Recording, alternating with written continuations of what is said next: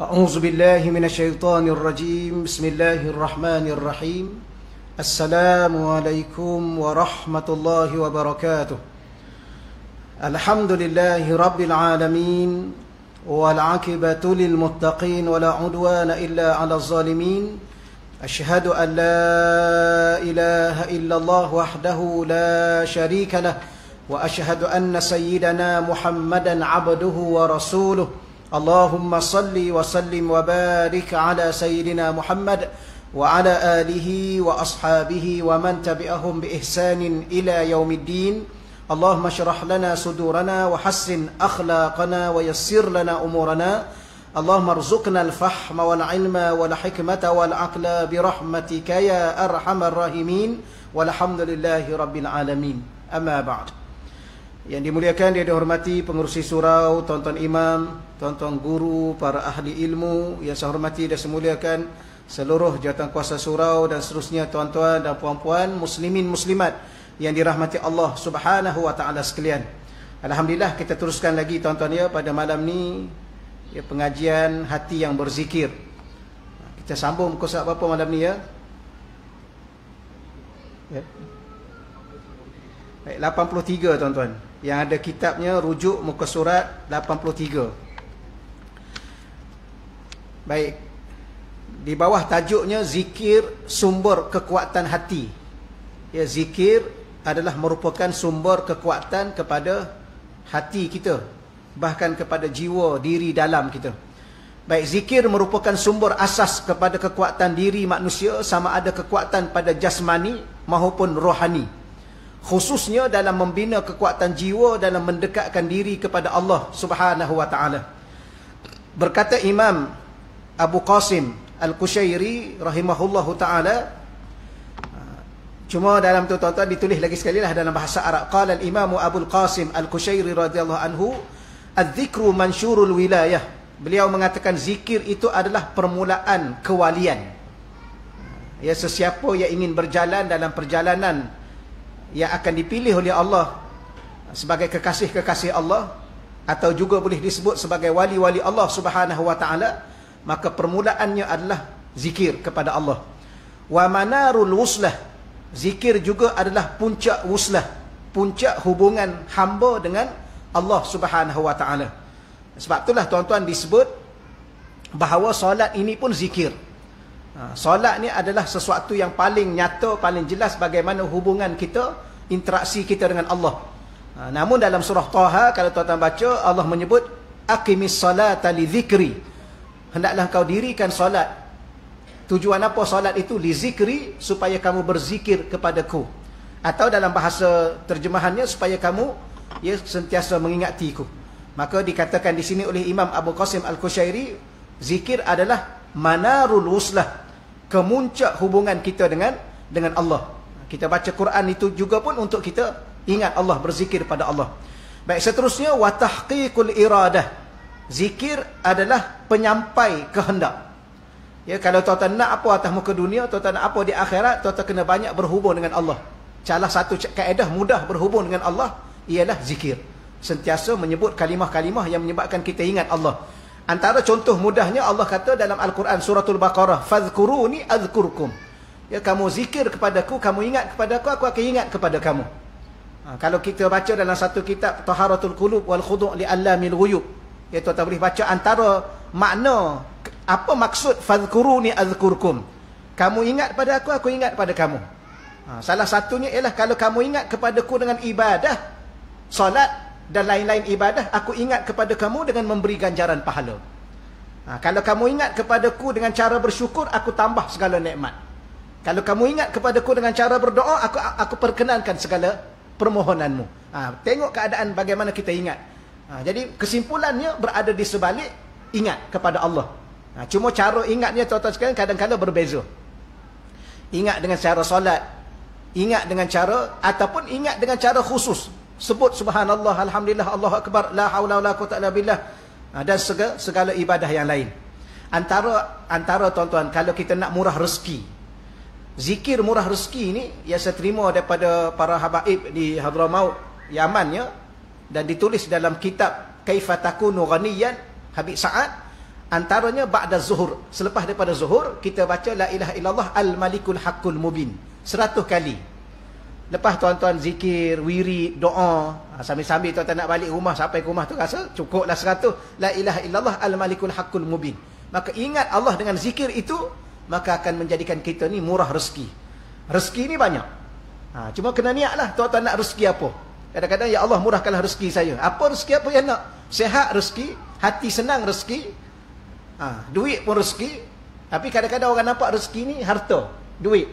Tu salah satu daripada rezeki. Ya, kadang-kadang kita banyak duit tapi hati kita tak tenang. Maknanya duit dah ada, rezeki dah ada, rezeki lain pula. Jadi kena niat apa yang tuan-tuan nak. Baik, wa alamatus sihatil bidayah. Alamat dan dia adalah merupakan petunjuk atau tanda sihatul bidayah, iaitu permulaan yang baik. Kalau tuan-tuan nak memulakan apa sahaja, memulakan perniagaan, memulakan apa? Perkahwinan, maka mulakan dia dengan majlis zikir. Alhamdulillah sekarang ni kalau orang buat majlis zikir, majlis kahwin adalah baca Quran dulu kan? Quran dulu ke lagu Hindustan dulu? Tapi jangan pula baca Quran daripada awal sampai akhir. Orang kata bukan majlis kahwin, majlis mati pula. Kena ada juga. Tapi mula-mula tu bacalah. Ya, pasang Quran. Tak perlu baca pun. Tuan-tuan kalau di Mesir dulu dia panggil kori-kori. Dalam majlis-majlis tertentu dia panggil kori. Kita kat sini kalau nak panggil kori kadang-kadang susah juga tuan-tuan kan. Kita pasang Quran dulu sebagai permulaan. Pasang zikir-zikir. Subhanallah, subhanallah. Pasang zikir. Ya, kemudian barulah mula dengan yang lain-lain. Dan begitulah disebut bahawa wadilalatun nihayah. Zikir juga adalah petunjuk kepada kesudahan yang baik. Ya, kalau dah mula dengan baik, insya-Allah akhirnya baik. Tapi kalau mula dengan lalai, akhirnya lalai. Mula dengan maksiat akan berakhir dengan maksiat. Itu kehidupan yang biasalah. Baik, kemudian disebut begini, falaisa wara'adz dzikr syai'un. Falaisa wara'adz dzikri syai'un, segala-galanya berada di sebalik zikir. Ya, rahsia kehidupan ni tuan-tuan berada di sebalik kita ingat Allah. Sebanyak mana kita ingat Allah, sebanyak itulah Allah ingat kita. Dan bila mana kita ingat Allah, kita akan mencapai segala-gala dunia dan akhirat. Dan bila mana kita ingat Allah, Allah akan ingatkan kita kepada segala-galanya. Tapi bila mana kita lupa Allah, Allah akan menyebabkan diri kita ni, kita lupa. Hatta lupa diri kita. Itu kaedah dia. Baik, seterusnya, ni saya baca cepat-cepat ni tuan-tuan sekalian, sebab saya dah janji dengan tuan-tuan, kalau boleh, kita cepat khatam lah kitab ni. Wa jami'ul khisal al-mahmudah raji'atun ila dzikir. Dan semua sifat mahmudah, sifat-sifat yang terpuji, raji'atun ila dzikir, berada di sebalik zikir. Ya. Wa man sya'uha aniz dzikir. Serta daripada zikir inilah zahirnya mansya, zahirnya terbitnya sifat-sifat terpuji. Tuan-tuan, kadang-kadang kita katalah diri kita ni, ya, diri kita ni kenapa kadang-kadang kita ni susah nak sabar. Kalau sabar pun sekejap aja sabar, kemudian tak sabar-sabar, kemudian hilang sabar. Jadi kita ni sabar ke tak sabar ke, kurang sabar, ataupun kita ni khusyuk. Semua ni semua tuan-tuan berada di sebalik zikir. Cuma tuan-tuan kena niat. Setiap perkara ada niat. Tuan-tuan zikir, salah satu niatnya supaya Allah kikis segala sifat yang buruk daripada hati kita, dan Allah hiasi sifat baik pada diri kita, pada jiwa kita. Kerana kata ulama, wa jami'ul khisalil mahmudah, semua sifat-sifat yang terpuji itu ya berada di sebalik zikir. Sebab tu para alim ulama ni tuan-tuan, mereka menjadi seorang yang penyabar. Tambah-tambah aulia-aulia Allah, wali-wali Allah ni tuan-tuan, sebagaimana kita sebut tadi. Ya, zikir ini adalah merupakan permulaan kewalian. Sebab tu kadang-kadang kalau saya tanya tuan-tuan, tuan-tuan ada rasa nak jadi wali tak? Ada tak rasa nak jadi wali? Kau tak pernah rasa? Nanti orang tanya pula, boleh ke ustaz nak jadi wali? Boleh lah. Semacam kita kata, nak jadi orang bertakwa boleh? Memang patut kita menjadi orang bertakwa. Apa makna wali? Wali ni adalah orang-orang yang dijaga oleh Allah. Ya, pemikirannya, hatinya, jiwanya, hidupnya dan matinya. Dia dijaga oleh Allah, dikawal oleh Allah. Sebab tu wali-wali Allah ni tuan-tuan sekalian adalah orang-orang yang dekat dengan Allah. Jadi kita kena jadi wali Allah. Macam mana nak jadi wali Allah? Cuma satu je, jangan mengaku wali. Ya. Jangan tiba-tiba buat tulis dalam Facebook, alhamdulillah dah lama dah berzikir ni, dah jadi maqam wali. Tuan-tuan, dia ada satu kaedah. Man qala lahu syai' falaysa lahu syai'. Sesiapa yang mendakwa dirinya berada pada sesuatu, dia bukan berada pada sesuatu itu. Ya. Macam orang alim dia tak mengaku dia alim. Ya, yang sudut mengaku alim tu tuan-tuan, Mana duk mengaku alim. Itulah dalam YouTube kita tengok tu. Semua dia tahu. Dia komen yang ni, dia komen orang ni, dia komen ni, dia pertulkan orang tu. Maknanya dia seorang saja betul. Orang ini bukan. Ni bukan tuan-tuan. Orang alim ni duduk diam. Kadang-kadang orang tanya dia pun dia kata saya, yalah kalau tak ada orang lain bolehlah saya jawab. Tu orang alim. Ni semua soalan dia jawab ni tuan-tuan. Ya. Semua soalan tu maknanya soalan yang bukan bidang dia pun. Macam kalau Ustaz Azhar Idrus tu memang betul lah kan. Ya. Kita tengok Ustaz Azhar Idrus ni alhamdulillah mungkin dia ni alim. Sungguh-sungguh alim. Ya, kalau kita tengok sepatutnya kuliah-kuliah macam dia tu dipelopor oleh para mufti. Kuliah mufti lah kena duduk depan. Orang tanya apa saja dia jawablah sebab dia mufti. Ataupun ahli majlis fatwa. Boleh tahu, tetapi apa yang dijawab itu sesuatu yang telah ditulis oleh para alim ulama. Fatwa ni ialah sesuatu yang tidak ada dalam perkara-perkara yang telah dibahas oleh para alim ulama berkait dengan dalil-dalil yang tidak qat'i, dalil-dalil yang boleh dibahas. Tak apalah tuan-tuan setakat tu, nanti panjang pula. Baik, kemudian waqala aidan, maka beliau berkata juga adzikru ruknun qawiyyun, zikir ni adalah bukan rukun yang kuat fi tariqil haq subhanahu wa ta'ala, dalam perjalanan menuju al-haq, menuju Allah subhanahu wa ta'ala. Tuan-tuan, hidup kita atas muka dunia ni sama ada kita sedar atau kita tak sedar, kita sedang berjalan menuju Allah. Cuma perjalanan menuju Allah ada dua keadaan. Satu, perjalanan jasad kita sehingga kita berlakulah kematian ke atas diri kita. Satu lagi perjalanan roh. Apa makna perjalanan roh? Perjalanan dalam mengenal Allah. Jadi bila mana kita berjalan dalam mengenal Allah, ma'rifatullah, maka rukun yang paling kuat dalam perjalanan ini ialah az-zikir, iaitu zikir kepada Allah. Mana-mana orang yang ingin mengenal Allah tanpa zikir, kenapa tanpa zikir? Itu orang tanya, kenapa pula nak kenal Allah dengan zikir? Tuan-tuan, dia kenal Allah ni ada dua. Kalau kita, saya rasa saya dah pernah sebut pada tuan-tuan, tapi saya ringkaskan malam ni. Ya, dia ada dua golongan ulama yang mengajar kita mengenal Allah. Satunya ulama usul, ulama usuluddin, ulama tauhid, juga disebut ulama mutakallimin, ulama kalam. Dia memperkenalkan, dia mengajar kita mengenal Allah dengan cara dalil. Ya, kita belajar kitab risalah tauhid, jauharatut tauhid, banyaklah kitab-kitab tauhid ni tuan-tuan sekalian ya. Kemudian bila mana kita belajar kitab ni, dia ajar kita dalil. Maka kenal Allah dengan dalil, maka disebut al-ma'rifah al-burhaniyah. Kita kenal Allah dengan cara burhan, ada dalil dari perbahaskan, dalil akalnya, dalil naqalnya, sama ada ijmali ataupun tafsili, itu terpulang pada kita lah. Ada ulama satu lagi, ulama sufi. Ulama sufi ni mengenal Allah dengan cara tazkiyatun nafs, ia menyucikan jiwa, menyucikan hati. Kerana Allah Ta'ala ni banyak berinteraksi kepada kita dengan hati. Waktu solat, rukun pertama, niat. Haji, rukun pertama, niat. Apa makna niat? Sesuatu yang ada di hati. Apa makna niat? Ikhlaskan diri kita hanya untuk Allah.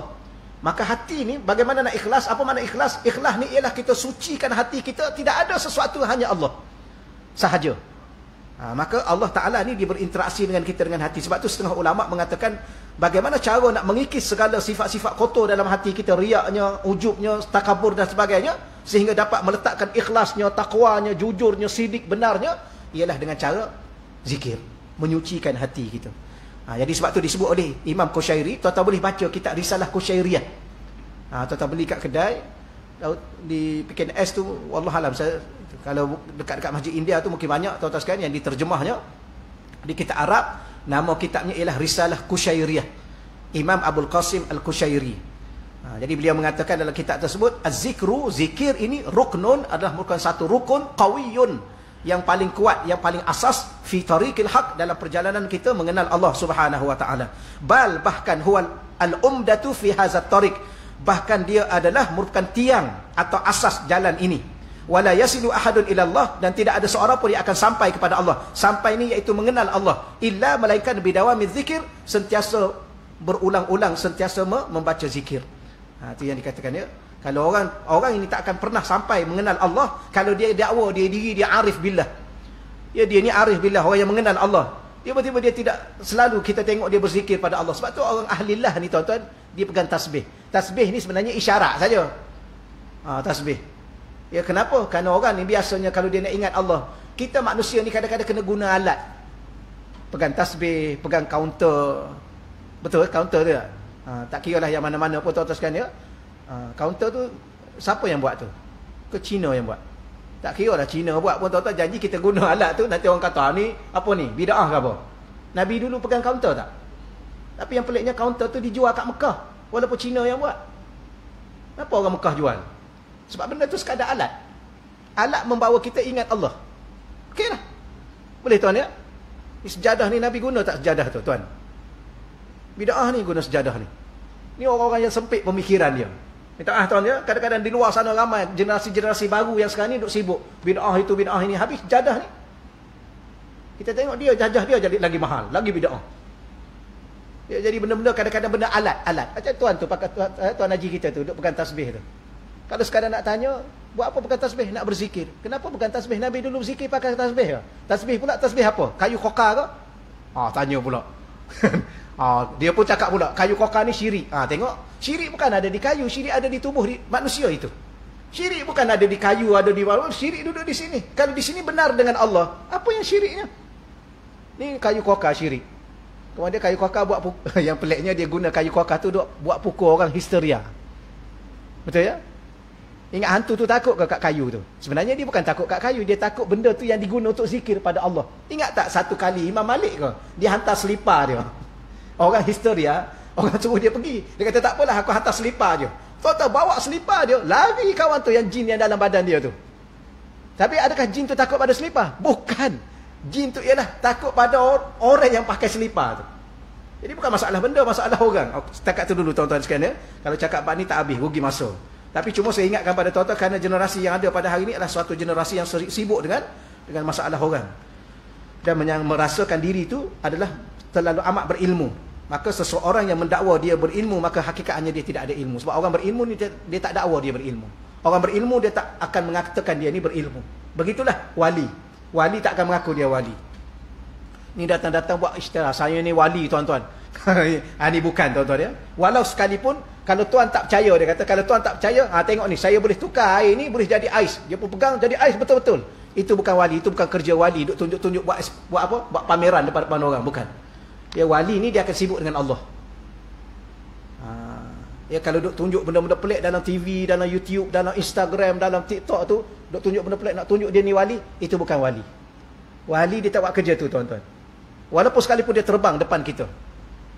Boleh ya? Ni wali ni sebab boleh terbang. Habis burung tu. Betul ya? Kalau boleh terbang semua burung tu wali-wali Allah. Wallahualam. Setakat itulah tuan-tuan ni sekalian. Baik. Habislah situ kita masuk tajuk yang keempat. Laju sangat ke? Okey lah ya. Dia mengaji macam ni baru okey tuan-tuan. Laju aja. Ni kalau nak cerita memang banyak cerita. Ke nak dengar juga cerita? Tak payahlah tuan-tuan ya. Sekarang ni dalam WhatsApp tu berapa banyak kita boleh baca cerita. Baik, muka surat 88, bab yang keempat. Hati mengenal Allah. Baik, hati atau kadang-kadang diertikan dengan roh. Tuan-tuan, kita ni kalau kira-kira manusia ni ada jasad, ada roh. Setelah ada roh itu, ada hati, ada akal, ada nafsu. Tu. Jadi sebenarnya kadang-kadang disebut hati untuk membicara soal perasaan. Kadang-kadang disebut akal untuk bicara soal boleh faham dengan akal. Kadang-kadang disebut nafsu kerana nafsu itulah yang nak kahwin, nak makan, nak tidur, nak berharta. Tapi hakikatnya roh. Kalau roh tu keluar, semua yang kita bicara tadi tak ada. Ya? Bukan main lagi sebelum itu bijak, tapi roh dah keluar, tak ada apa dah. Sebab itulah walaupun sebelum tu gelarnya prof, roh keluar, dia tak panggil prof dah, dia panggil jasad, mayat. Nanti orang tanya, kenapa prof ni duduk tidur kat sini? Dah, bukan prof dah tu. Prof dah tak ada dah. Betul ya? Bukan prof lah sebelum ni. Iyalah, tapi prof dah tak ada. Habis yang ada tu mayit. Mayat. Boleh betul ya? Ke nak berbangga dengan prof? Sama juga nak berbangga dengan ustaz. Aku ni ustaz. Tak. Ustaz ni masa hidup je. Ya, lepas mati sekejap je, malam ni mati, tak ada dah. Siapa tu? Ustaz. Mana ada ustaz? Mayat. Ustaz dah pergi dah. Itulah tuan-tuan hakikatnya. Jadi hati atau kadang-kala diertikan dengan roh sebagaimana yang dijelaskan oleh Imam Al-Ghazali rahimahullah ta'ala, merupakan anggota yang dianugerahkan oleh Allah ta'ala ataupun unsur yang dianugerahkan oleh Allah di mana ianya berkemampuan untuk menyaksikan Allah. Menyaksi. Roh ni dia mampu untuk saksikan Allah. Bukan melihat, bukan memandang, menyaksi. Kan saya sebut tuan-tuan, mata melihat, akal memandang, hati menyaksi. Penyaksian hati. Baik. penyaksian yang di mana diistilahkan oleh para arif billah, orang yang mengenal Allah, golongan yang mengenal Allah dengan menyaksikan mata hati, dengan penyaksian mata hati. Mereka kenal Allah dengan penyaksian mata hati mereka. Dalam bahasa Arab disebut syuhud. Syuhudul qalbi ma'allah. Ya, iaitu hati kita syuhud menyaksikan Allah. Murabbi mursyid saya Syekh Yusuf Muhyiddin Al-Bakhur Al-Hasani hafizahullah taala, dalam saya ikut tarbiyah beliau, beliau mengatakan apabila hati seorang murid, murid ni ialah orang yang berguru dengan murabbi mursyid. Boleh tuan-tuan sekalian ya, murid. Apa makna murid? Murid ni kalau bahasa Arab daripada arada. Murid orang yang berkehendak kepada Allah. Dia belajar ilmu, dia beribadah kepada Allah, dia bukan nak ilmu semata-mata, dan dia beribadah pada Allah bukan dia nak pahala semata-mata, tapi segala-galanya itu adalah hubungan dia, nak menghubungkan diri dia dengan Allah.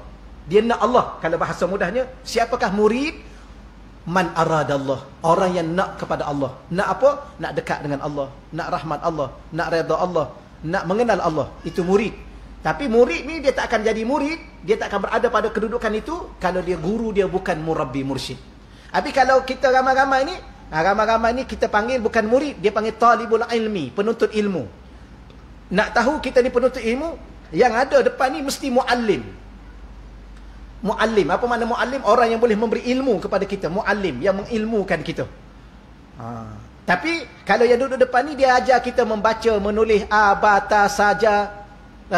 Yang tu bukan muallim, yang tu mudarris. Mudarrisun, darrisun mudarris. Apa makna mudarris? Yang mengajar membaca, menulis, mengira, tu mudarris. Tempatnya madrasah. Boleh tuan-tuan sekalian ya? Jadi habis macam mana kalau saya nak jadi murid? Tuan-tuan kena doa pada Allah supaya tuan-tuan dipertemukan dengan murabbi mursyid. Doalah pada Allah. Ya.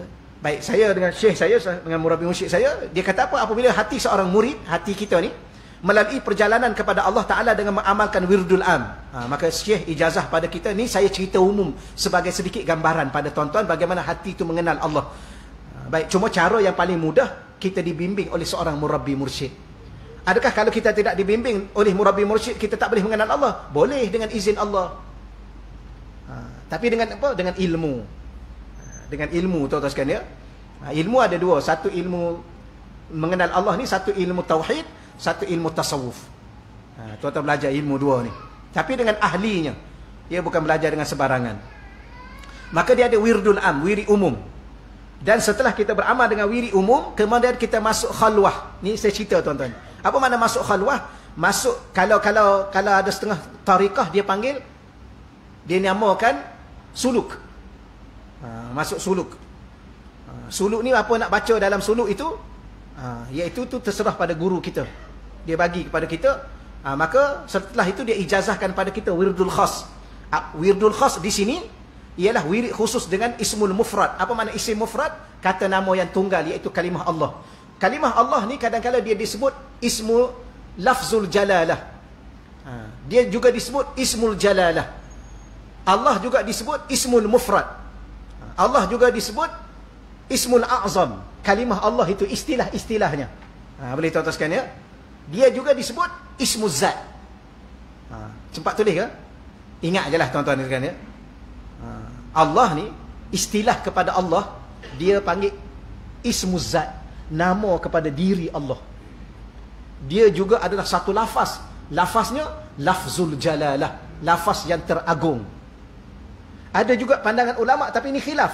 Ada ulama juga mengatakan dia juga disebut ismul a'zam. Dalam nama-nama Allah, dialah nama yang teragung. Tapi ada ulama lain kata nama yang teragung ialah hayyu ya qayyum. Al-hayyu al-qayyum. Sebab tu setengah ulama mengatakan siapa yang memulakan doa dengan ya hayyu ya qayyum, doa dia akan dimakbulkan oleh Allah. Tapi kebanyakan doa Allahumma, ya Allah. Boleh tuan-tuan sekalian? Dan dia juga disebut ismul mufrad, kata nama yang tunggal. Jadi bila mana kita baca, kemudian kita diijazahkan dengan wirid khusus, dia akan sampai kepada hatinya akan sampai. Apa makna sampai? Sampai kepada satu rasa syuhudul qalbi, iaitu penyaksian Allah dengan mata hati. Sehingga membawa hatinya ataupun rohnya mengenal Allah. Kenal Allah dengan hati dia. Apa makna hati ni? Rasa. Rasa wujud Allah, rasa besar Allah, rasa sempurna Allah, rasa keagungan Allah, rasa kehebatan Allah. Masalah tuan-tuan, kita ni hanya sekadar tahu, tapi kita tak rasa. Sebab tu sampai kita berapa kali dah solat tuan-tuan, kalau kira-kira ni subhanallah tak ada dah istilah tak khusyuk. Tapi sampai sekarang kadang-kadang khusyuk, kadang-kadang tak khusyuk. Sebab apa? Di hati kita tak cukup rasa. Kenapa? Sebab tak cukup kenal. Tapi kalau kita masuk saja dalam solat, kita merasa wujud Allah, ya, kemudian rasa besar Allah, rasa agung Allah, gementar kita tuan-tuan nak berdepan dengan Allah. Sebagaimana siapa? Cucu Nabi, ya, Sayyidina Ali ke Sayyidina Hasan yang duduk tengah ambil wuduk tu, ketar dia. Ya, dia kata, kenapa ditanya, kenapa kamu dah gementar ni masa ambil wuduk? Kerana sebentar lagi aku akan berdepan dengan Rabbul Jalil, Tuhan yang begitu agung, begitu besar. Alah, macam sekarang lah tuan-tuan, kalau agung panggil kita, macam mana agak-agak rasa hati kita? Agung panggil mengadap. Tambah-tambah orang Pahang. Mana orang Pahang? Ada orang Pahang? Kita pun dah tertanya-tanya, sudah. Ya, nak kata dapat pangkat kebesaran, takkanlah kita ni orang macam kita dapat pangkat besar ni, mesti ada masalah apa ni. Saya ingat ada Pak Mentua saya, almarhum dah, Pak Mentua saya orang Jerantut. Orang Jerantut. Tapi ni Sultan dulu. Bukan Sultan Abdullah yang ada ni, ayahanda dia. Lepas tu ketikanya, cerita asalnya tuan-tuan sekalian, ada wartawan, tak silapnya dia datang ke masjid Batu Balai tu. Masjid Batu Balai. Tuan-tuan, kalau Jerantuk tu dia ada Batu Balai, tempat Tuan Ibrahim Tuan Man tu, ada Suki, situlah semua. Pak mentua saya situ ya. Jadi masa tu masjid lama. Adalah yang berlubang-lubang dia punya masjid lama, masjid kayu. Berlubang-lubang. Jadi wartawan tu datang kebetulannya. Jadi dia tengok, masjid ni dah buruk ni, gini-gini. Maka wartawan ambil gambar siapa yang tunjuk? Yang tunjuk tu Pak mentua saya. Inilah lubang kat sini, lubang kat sini. Ambil gambar, masuk paper teruskan. Masuk paper, Sultan turun lah. Tak tahu Sultan faham kan, dia segera lah tuan-tuan. Kemudian dia tanya, mana yang tunjuk? Subhanallah, dia kata, sudah. Kena marah lah kat ni. Takut kena murka. Itu baru Sultan, tuan-tuan kan. Dia kata, ya Allah, terasa nak pensan. Lepas tu, habis, saya tanya, habis ayah macam mana? Habislah baca ayat, dia kata. Dah, mana yang tunjuk tu? Dia raja tanya. Itu baru raja, tuan-tuan. Yang kita nak berdepan ni bukan raja. Raja kepada segala raja. Malikin Nas. Tapi oleh kerana saya dengan tuan-tuan tak menyaksikan kebesaran itu, biasa je kan? Biasa je. Masa Allah Akbar, kadang-kadang duk tengok sana, tengok sini, garu sana, garu sini. Cuba tuan tak ada buat lepas Sultan macam tu. Ya? Masuk, garu sana, garu sini depan Sultan. Tapi kita nasib baik kita tak pernah menghadap. Saya pun tak pernah tuan-tuan sekalian. La haula wala quwata illa billah. Itulah antaranya dia panggil rasa di sini, penyaksian. Baik, saya nak baca di sini tuan-tuan ya. Berkaitan dengan wirid dengan ismul mufrad. Ni tuan-tuan dia amalan khusus dalam tariqah Syaziliyah. Apa makna tariqah? Tariqah ni ialah kaedah praktikal kepada ilmu tasawuf. Saya buat contoh pada tuan-tuan secara mudah. Kita belajar fiqh, ilmu fiqh ni dia ada dalam Quran, dalam sunnah. Ilmu fiqh. Dalam surah apa? Ya, dalam surah Al-Fatihah awal-awal lagi ada hukum fiqh di situ berkait dengan ibadah, iyyaka na'budu wa iyyaka nasta'in. Dalam suratul Baqarah sampailah surah yang akhir sekali bicara tentang ibadah. Fiqhul ibadah. Dan fiqh ni luas, bukan setakat fiqh ibadah, ada fiqh muamalat, ada fiqh jinayah, ada fiqh muamalat dan sebagainya. Baik, salah satunya alim ulama ni tuan-tuan, mereka keluarkan hukum-hukum fiqh itu yang ada dalam Quran dan sunnah itu, maka dirumuskan oleh imam-imam utama dalam bentuk mazhab. Jadi macam mana nak faham fiqh, macam mana nak beramal dengan ilmu fiqh, mesti bermazhab. Apa makna mazhab? Mazhab ni bukan orang. Ni orang salah faham ni. Nak ikut Nabi ke nak ikut mazhab? Ni orang ni masalah ni. Ya, dia tanya soalan tu pun soalan yang memang tahu tuan-tuan sekalian ya. Soalan tu jangan tanya tuan-tuan. Dia nampak sangat kita ni kurang sikit akal kita. Ya, nak ikut Nabi ke nak ikut mazhab? Mazhab tu bukan orang, Nabi tu orang. Yang kedua, Nabi tu mazhab apa? Sudah. Ni masalah-masalah orang sekarang ni melontarkan sesuatu kekeliruan dalam umat. Sebenarnya dia bukan dia nak memperbodohkan umat. Mazhab tu ialah rumusan-rumusan hukum yang dikeluarkan oleh Imam Syafi'i, maka mazhab Syafi'i. yang dikeluarkan rumusan-rumusan hukum di dalam Al-Quran berkaitan dengan ibadah muamalahnya, maka ni saya buat takrif mudah. Kalau nak belajar fiqh lah tuan-tuan, tapi nak bagi tahu takrif mudahnya ialah mazhab ni ialah tempat ikutan. Ikut tu ikut siapa? Ikut hukum yang telah dibuat, dirumus oleh Imam Syafi'i. Siapa Imam Syafi'i? Mujtahid mutlak. Ya, bukan mujtahid. Mujtahid ni ada tahap-tahap dia. Tuan-tuan sekalian, wallahu a'lam lah, kalau kita tanya, ada tak mufti-mufti yang ada di Malaysia ni bertaraf mujtahid? Wallahu a'lam. Rasa-rasa tak ada. Ya, mujtahid. Ya. Cuma wallahu a'lam, saya sebut wallahu a'lam, minta maaf, bukan nak merendah-rendahkan, tidak. Mungkin kadang-kadang orang panggil mujtahid dalam bidang yang khusus tertentu. Ya. Tapi ulama Imam Syafi'i ni tuan-tuan sekalian mujtahid mutlak ataupun mujtahid mustaqil. Dia orang pertama yang karang kitab Risalah Usul Fiqh, bagaimana memahami hukum. Tak apalah, maka dia keluarkan hukum, maka mazhab Syafi'i. Akhirnya kita nak beramal dengan hukum fiqh yang ada dalam Quran, mesti ikut mazhab. Ya. Kalau kita kata apa, nak angkat tangan, paras mana? Imam Syafi'i kata setentang. Setentang tu macam ni, antara ni. Imam Malik kata setentang begini. Itu ijtihad. Jadi kita nak ikut mana? Kita mazhab Syafi'i, ikut Syafi'i lah. Beginilah. Jangan begini. Tu Nabi kata paras dada, saya baca sendiri hadis. Ya, saya baca hadis Nabi kata bertentang dengan dada. Maka saya nak macam ni, sebab saya Imam Syafi'i dengan awak tu, siapa yang lebih faham? Dengan kita ni. Imam Syafi'i lagi faham. Kemudian angkat tangan pula, letak mana? Imam Syafi'i kata letak bawah dada atas pusat. Sebab Nabi kata dada. Dada tu ialah bawah dada atas pusat. Kalau kat sini, ni bukan dada, ni juyuk. Dan dada tu apa makna dalam Al-Quran? Kadang-kadang dada dalam Al-Quran disebut hati. Alam nashrah laka sadrak, Rabbi syrah li sadri. Ya Allah, lapangkan dadaku. Apa makna lapang dada?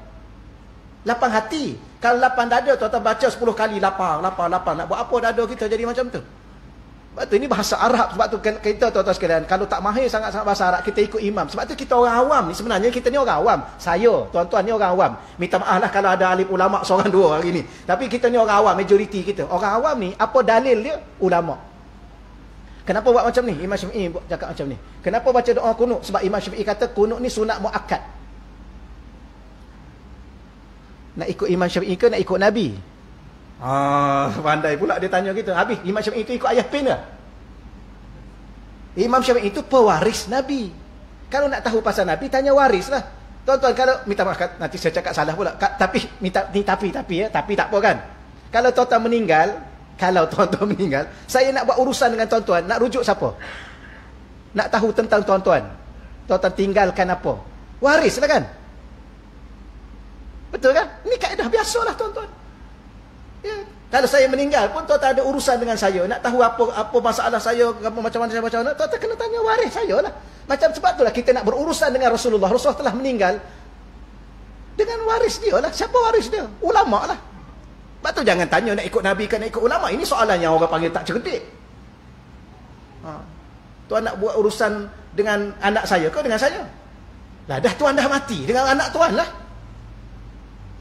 Kalau dengan saya, boleh kita masuk sama-sama alam barzakh. Habis kita pun tak sempat dekat dengan Imam Syafi'i. Sedap juga dia tanya. Yalah, kalau tak sempat dengan anak murid dia lah. Siapa anak murid dia? Imam Muzani, Imam Buaiti. Kemudian siapa dengan? Bawah dia Imam Ibn Hajar, Imam Nawawi. Tapi tak sempat juga. Belajar. Sebab tu dia panggil sanak silsilah ilmu. Sampai. Okeylah tuan-tuan, tajuk apa dah kita ni? Sama juga dalam bab tariqah. Yang tu lah nak ajar tuan-tuan. Sama juga tariqah. Ilmunya ilmu tasawuf. Macam mana nak beramal dengan ilmu tasawuf? Kena ada tariqah. Apa makna tariqah? Kaedah praktikal kepada ilmu tasawuf. Sebagaimana fiqh, nak kena ada mazhab. Okey, silakan tuan-tuan azan.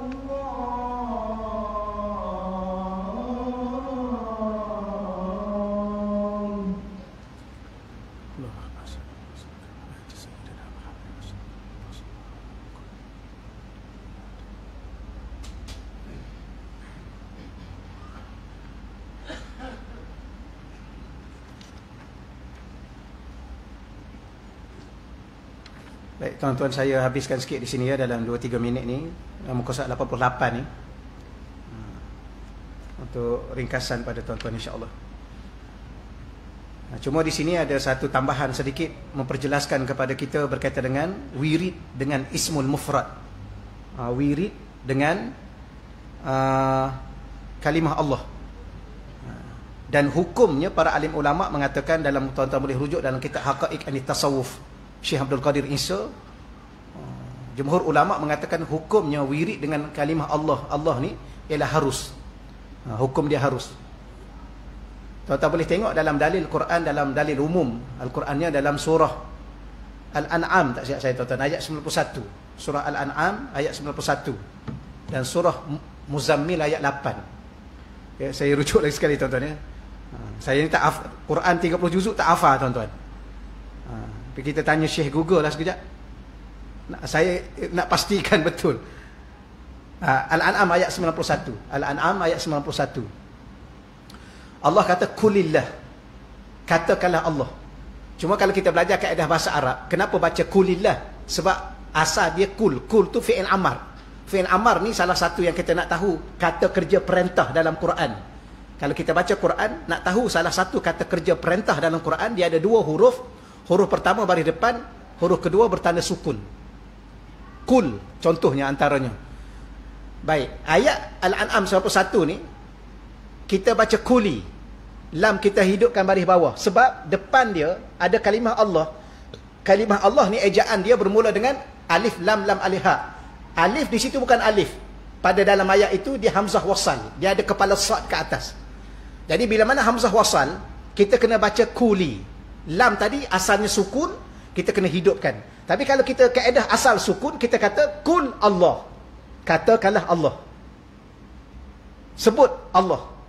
Sebagaimana kita kata kul huwallahu ahad. Katakanlah kul huwallahu ahad. Jadi katakanlah Allah. Sebut Allah. summa zarhum fi khawdihim yal'abun, kemudian kamu biarkan mereka ya dalam kesesatan mereka. Wallahu alam, ayat ini tuan-tuan boleh rujuk balik. Ya, sebab ada setengah manusia ni tuan-tuan sekalian, dia mendakwa berzikir dengan kalimah Allah ni sia-sia. Ya, tuan-tuan pun fahamlah. Tuan-tuan tahu daripada mana punca dia. Kenapa bagi dia? Kerana bagi dia ni berzikir dengan kalimah Allah ni tak lengkap, tak sempurna. Ya. Kalau kita belajar dalam tauhid, tidak ada kalimah atas muka dunia ni yang paling sempurna ialah kalimah Allah. Sebab tu kalau tuan-tuan perasan surah Fatihah. Surah Fatihah ni Allah nak ajar kita, ayat pertama Allah sebut lengkap, alif lam lam alif ha, bismillah, dengan nama Allah. Ayat kedua Allah buang satu huruf alif, alhamdulillah. Tapi terjemahnya lengkap, dengan nama Allah. Ayat pertama. Ayat kedua segala puji bagi Allah. Tapi cuba lihat tulisan Allah itu dah hilang satu huruf. Tapi Allah ni adalah kalimah yang paling sempurna. Contoh kata ulama ialah kalimah yang paling sempurna, nama yang paling sempurna, lafaz yang paling sempurna. Apabila dibuang hurufnya pun tetap sempurna, sebutannya, terjemahannya, maknanya. Boleh tuan ya? Cuba nama tuan-tuan buang satu huruf, kemudian pergi buat urusan kat bank, dia terima tak? Ya. Nama apa? Basri. Buang satu jadi Asri. Ya. Bank pakai tak? Ni buku siapa ni? Buku saya lah. Habis yang jadi Asri pula ni. Dulu ada B, saya buang satu. Sebab nama kat saya kan sempurna. Bank terima tak tuan-tuan? Kenapa tak terima? Kan kita ya, bukan orang lain. Cuma nama je buang satu huruf. Tak payah perasan tuan-tuan sekalian. Yang tu. Boleh ya? Boleh. Kena cakap lagi. Jadi ada orang ni kalau dia kata zikir Allah ni tak sempurna, orang tu memang dia minta maaf lah tuan-tuan ya. Ya kita pun tak nak cakap pasal orang sebenarnya. Tapi kalaulah mendakwa sedemikian, orang tu tak kenal siapa Allah. Pada zatnya, pada perbuatannya, pada sifatnya adalah sempurna. Pada namanya. Sebab tu salah satu akidah kita, i'tikad kita, Allah ni adalah, dia ada tiga pasal Allah. Satu makrifah, yang kedua tauhid, yang ketiga tanzih. Makrifah kenal Allah, yang kedua tauhidkan Allah, yang ketiga ni tanzih. Apa makna tanzih? Menyucikan Allah daripada segala kekurangan. Termasuklah pada namanya. Namanya adalah nama yang sempurna pada maknanya, pada tulisannya. Sekalipun dibuang huruf-huruf itu. Saya ulang lagi sekali pada tuan-tuan. Kadang-kadang Allah Ta'ala ni dia guna apa? Allahu la ilaha illa. Dia sebut nama dia terang-terang. Kadang-kadang dia buang satu huruf, alhamdulillah. Kadang-kadang dia buang satu huruf, lahu mulkus samawati wal ard. Tinggal lam dengan ha. Kadang-kadang dia buang lagi satu huruf, tinggal hu Allah. Baik, ada setengah ulama kata Allah tu ada lima huruf, alif lam lam alif ha. Ada setengah ulama kata Allah ni ada 6 huruf, alif lam alif ha waw. Ini ulama bahasa. Sebab kalimah Arab ni kalimah mesti dalam bahasa Arab ni tuan-tuan, dia ada termasuk ulama bahasa. Kita ni pakar bahasa lah kan. Dia tu ulama bahasa. Antara ulama yang terkenal ialah Sibawih.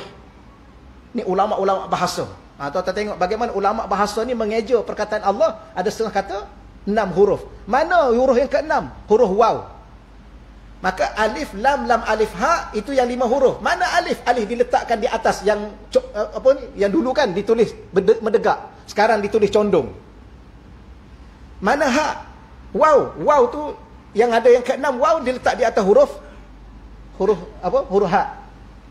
Lepas tu kita kadang-kadang kita sebut Allahu. Ya. Sebab tu Allah kadang-kadang dia kata la ilaha illallah. Cuba baca Quran, tuan-tuan pun baca, tuan-tuan cuba perhati.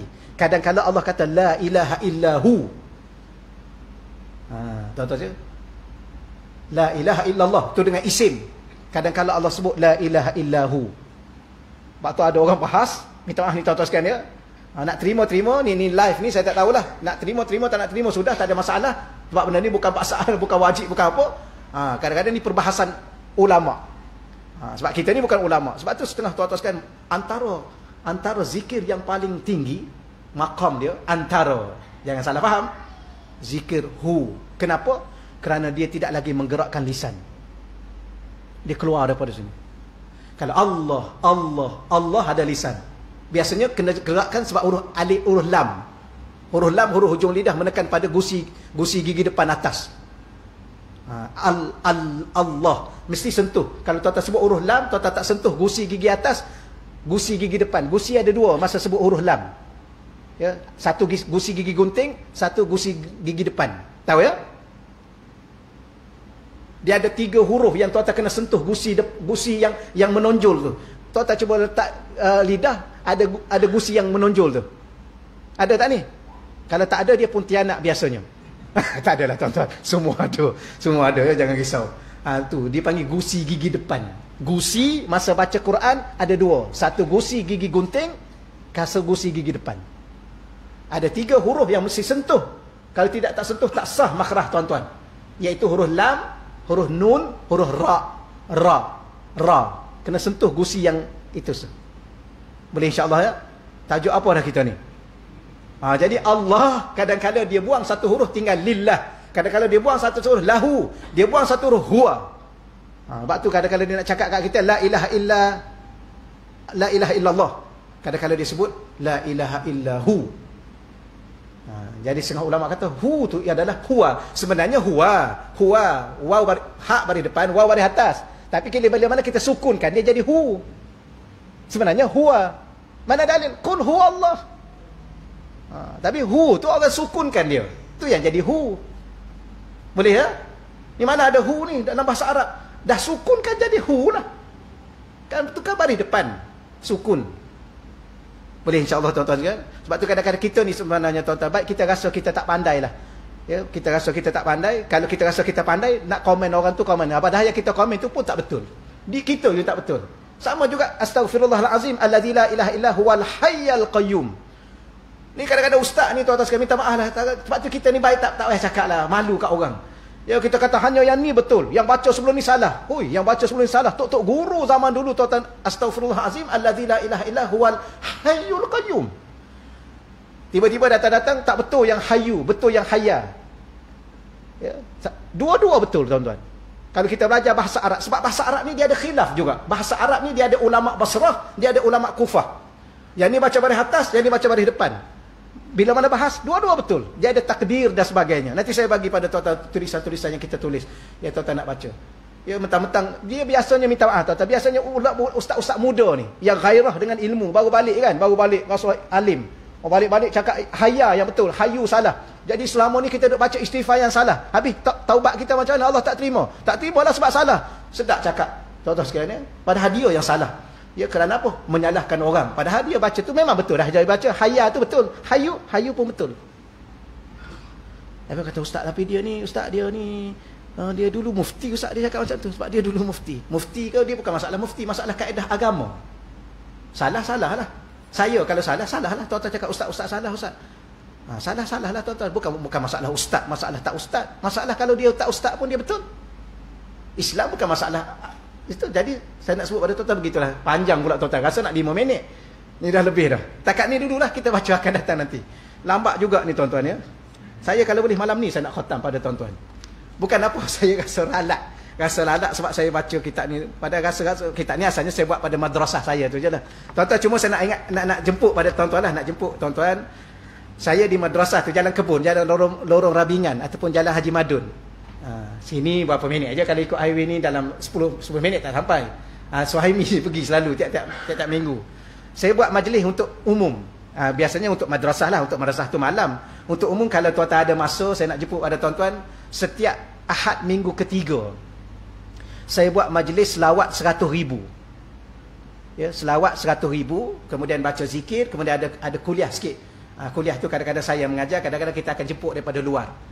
Kalau tuan-tuan nak hadir lah. Amran pun samalah sekali ya. Yang duduk situ. Kita baca 100,000. 100,000 tu maknanya kalau kita ada 100 orang, seorang baca 1,000, dapatlah 100,000. Kita buat berjemaah. Ya kalau harap kat kita nak buat seorang kat rumah, 10,000 pun tak dapat. Jadi secara berjemaah. Macam sekarang lihat tuan-tuan kita solat jemaah. Walaupun tuan-tuan datang masbuk, datang lewat. Tapi bila mana tuan-tuan sempat rakaat terakhir pun, tapi solat jemaah, kita dapat 27 pahala jemaah. Jadi kaedah itu guru saya buat, iaitu kita selawat. Tuan-tuan paling kurang kita buatlah. Harap-harap Allah buat catatan amalan kita ni ada 100,000 selawat nak jumpa Nabi akhirat nanti. Jadi saya buat malam 1 juta rahmat. Maksud malam 1 juta rahmat tu kita baca malam Ya, kalau ada anak murid kita 100 orang, seorang baca 1000, dapat 100,000. Satu selawat, 10 rahmat. Kalau 100,000 selawat, 1,000,000 rahmat. Itulah tuan-tuan sekalian, kalau tuan-tuan ada masa nanti saya akan maklumkanlah.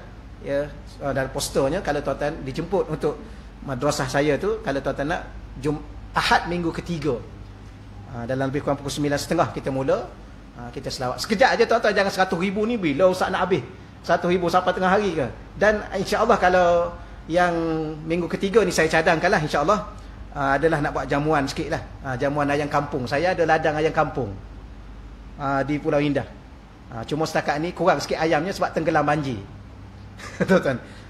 Minta maaf tuan-tuan, saya guna masa sikit pada tuan-tuan. Jadi setakat itulah nak cakap tadi programnya, saya akan maklumkan kalau tuan-tuan sudi untuk hadir insya-Allah. Jadi setakat tu dahulu minta maaf banyak-banyak tuan-tuan sekalian. Yang malam ni agak panjang sikit saya guna masa tuan-tuan dan agak jauh sikit perbahasan. Ya, agak jauh sikit perbahasan. Sebab kadang-kadang saya akhir-akhir ni saya tak minat untuk bahas benda yang jauh-jauh. Ya, sampai kepada membicarakan pasal orang, rugi masa kita. Ya, di sisi Allah Subhanahu wa taala. Jadi minta maaf banyak-banyak tuan-tuan. Auzubillahi minasyaitonirrajim. Bismillahirrahmanirrahim. Wassalatu wassalamu ala asyrafil anbiya'i wa mursalin wa ala alihi wasajma'in. Allahumma rzuqna fahman nabiyyin wa hifzal mursalin wa ilhamal malaikatil muqarrabin. Allahumma rzuqna futuhal arifin. Ya Fattahu ya Alim, ya Fattahu ya Alim, ya Fattahu ya Alim. Wa sallallahu ala sayyidina wa maulana Muhammad walhamdulillahi rabbil alamin. Taqabbalallahu minna wa minkum ya karim.